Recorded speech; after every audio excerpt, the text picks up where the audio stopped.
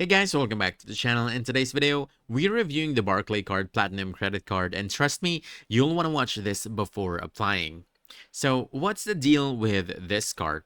The Barclaycard Platinum is designed for people looking to manage existing debt or make big purchases without getting buried in interest. Let's start with the key features.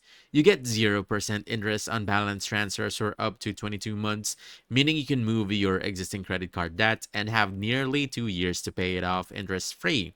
Just note there's a 3.45% transfer fee, and you'll need to complete those transfers within 60 days of opening your account to qualify.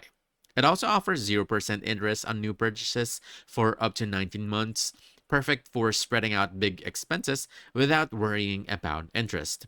Now for the important stuff, the fees. After those 0% periods end, the standard purchase rate kicks in at 24.9% APR, so make sure you pay off your balance before the offer expires. Also, if you miss a payment or go over your limit, you could lose your promotional rates and face extra charges. A few cons to note, the 0% offers only apply if you make your transfers within the first 60 days. Overall, the Barclaycard Platinum Credit Card is a strong contender if you're looking to manage debt or finance purchases without immediate interest.